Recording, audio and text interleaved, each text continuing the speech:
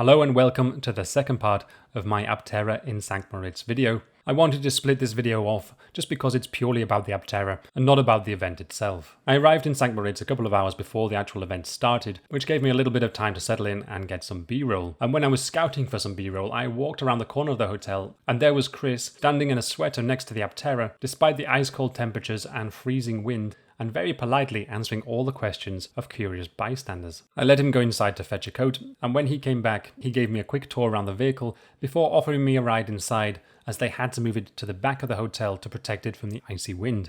So I grabbed the widest lens I had, jumped in, and hit the slow-mo button on the camera in the hope that I wouldn't miss anything. On the downside, this mode meant that there was no stabilization of any kind on the camera. No lens stabilization, no in-body stabilization, no gimbal, and no post-stabilization, which I did not appreciate at the time. So unfortunately, even when the Aptera isn't moving, you can still see the camera shake from my hand, which makes the ride look a lot rougher than it was. In fact, I am very pleased to say that the ride quality was impressively smooth and very stable. Maybe even smoother than a regular car. With in-wheel motors and a small battery, this is not something I was expecting. And if you didn't know it only had 3 wheels, you would never have guessed it. The cornering was so solid and there was no strange movements of any kind. We were driving on an asphalt track, but the constant ice and snow had left a lot of lumps and rivets made of ice, so it was fairly rough, very similar to a dirt track, but I hardly felt any jolts, small or large, which I think is a huge credit to the engineers who worked on the suspension system. Amazingly, even when Chris hit the accelerator and then braked hard on a patch of ice and snow,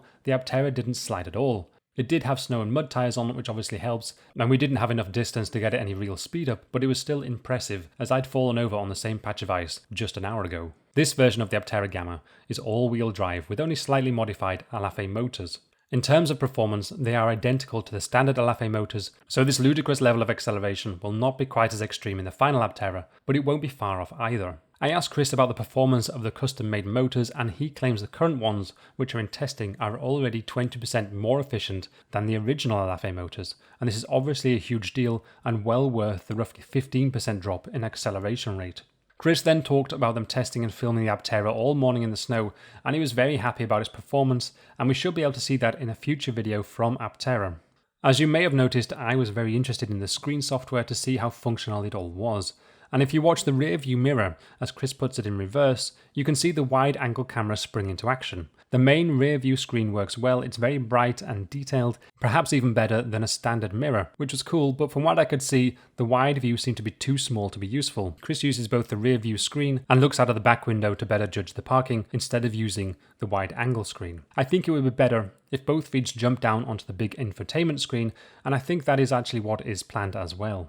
Aside from that, you can see that the main driving functions are all well integrated, but I can't tell if the graphic on the dashboard is just a placeholder or if it already has some real-time function. It didn't move at all in the time I was in it, but I wasn't in the vehicle for very long. I also got a look at the Aptera during charging, but I couldn't see any loading graphics on the screen, which would have also been nice. As short as my journey in the Aptera was, it was quite a revelation.